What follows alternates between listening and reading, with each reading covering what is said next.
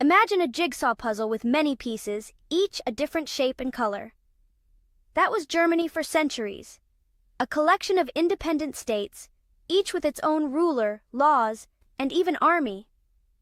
Some were large, like Prussia, known for its military strength. Others were small, like Hamburg and Bremen, bustling with trade.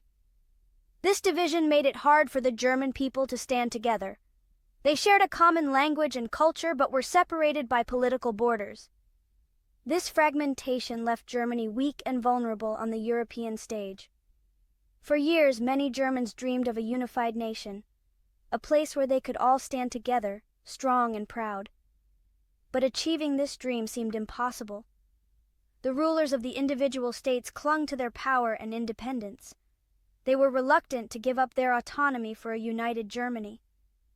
However, the winds of change were blowing across Europe, and a new era was about to dawn. Before we move on to the main topic, we need to know how German states were politically arranged at that time. There were 39 independent German states during the early 19th century. Then came the Congress of Vienna in 1815. It created a confederation of these 39 German states. Austria got permanent presidency in the assembly of this German confederation. Now let us move on to main topic of discussion. In the Kingdom of Prussia, a shrewd and ambitious statesman named Otto von Bismarck rose to prominence. Bismarck was a master of politics, a cunning strategist who believed in achieving his goals through iron and blood. He became Prime Minister of Prussia in 1862 and immediately set his sights on uniting the German states under Prussian leadership. Bismarck was a staunch believer in realpolitik, a political philosophy that prioritized practical considerations over ideology or morality. Bismarck understood that unification could not be achieved through speeches and diplomacy alone. He knew that Prussia needed to assert its military might and outmaneuver its rivals, both within and outside the German Confederation. His ambition was not driven by romantic notions of nationalism, but by a calculated assessment of Prussian interests. He believed that a unified Germany would secure Prussia's position as a dominant power in Europe. The path to German unification was paved with conflict, and the first spark came from an unexpected place: the duchies of Schleswig and Holstein. These two territories, inhabited by both Germans and Danes, were a source of constant tension between Denmark and the German Confederation. In 1863, Denmark tried to annex Schleswig, igniting a diplomatic firestorm. Bismarck saw this as an opportunity to advance his plans for unification. He skillfully manipulated the situation, using diplomacy and the threat of force to draw Austria, Prussia's rival within the German Confederation, into a joint war against Denmark. The Schleswig-Holstein question, seemingly a regional dispute, provided Bismarck with the perfect pretext to assert Prussian military power and lay the groundwork for future conflicts. The Danish War, fought in 1864, was a swift and decisive victory for Prussia and Austria. Denmark, outmatched and outmaneuvered, was forced to cede control of Schleswig and Holstein. This victory, though significant, was merely a prelude to Bismarck's grander scheme. He had successfully used the conflict to test Prussian military reforms and gauge Austria's willingness to confront Prussia directly. The spoils of war, however, soon became a source of contention between the victors. Bismarck deliberately engineered a disagreement with Austria over the administration of the conquered duchies. He knew that a war with Austria was inevitable and that Prussia had to eliminate its rival to achieve German unification. The Danish War, therefore, was not just about Schleswig and Holstein. It was about the future of Germany itself. In 1866, just 2 years after their joint victory against Denmark, Prussia and Austria went to war.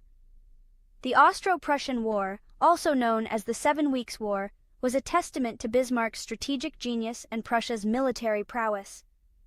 The Prussian army, equipped with superior weaponry and utilizing innovative tactics, decisively defeated the Austrians. This victory sent shockwaves throughout Europe. Austria, once a dominant force in Central Europe, was humbled. The war resulted in a crushing defeat for Austria and its allies within the German Confederation. The swiftness and decisiveness of the Prussian victory stunned the European powers. It marked a turning point in German history, signaling the end of Austrian dominance and paving the way for Prussian-led unification. The Austro-Prussian War had a profound impact on the German states.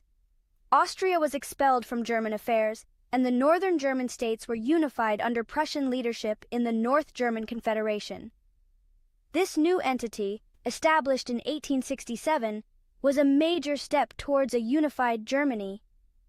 However, the southern German states, influenced by Catholic Austria and wary of Protestant Prussia's growing power, remained independent. Bismarck, ever the pragmatist, chose not to force the southern states into the Confederation. He understood that a premature move could backfire and unite the southern states against Prussia. Instead, he focused on consolidating Prussia's gains and waited for the right opportunity to bring the South into the fold. The opportunity Bismarck had been waiting for presented itself in 1870 with the issue of the Spanish throne. When the Spanish throne was offered to a German prince, France, fearing encirclement by a powerful, unified Germany, reacted with outrage. The French Emperor, Napoleon III, pressured the German prince to withdraw the candidacy, which he did, but France went one step further, demanding that German candidature should never be renewed. However, Bismarck, seeing a chance to further his aims, manipulated the situation to provoke a war with France. He edited a telegram, known as the Ems dispatch, to make it appear as if the Prussian king had insulted the French ambassador. This calculated provocation achieved its desired effect. France declared war on Prussia on July 19, 1870. The Franco-Prussian War was a resounding victory for Prussia and its German allies.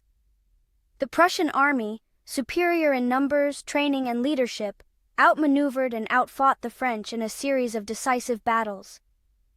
The war culminated in the Siege of Paris, which lasted for over 4 months, and ended with the surrender of the French capital and the capture of Napoleon III.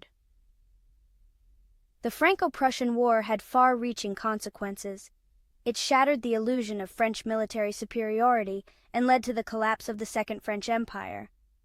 For the southern German states, the war served as a catalyst for unification.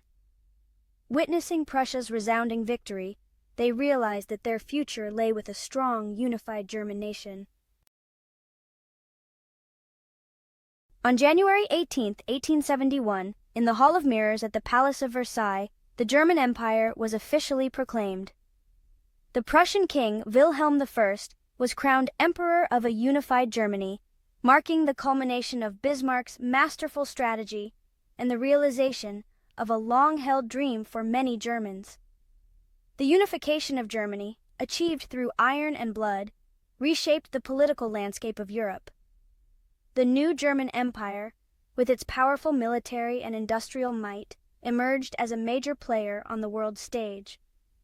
The balance of power in Europe had shifted dramatically, with Germany replacing France as the dominant power in continental Europe.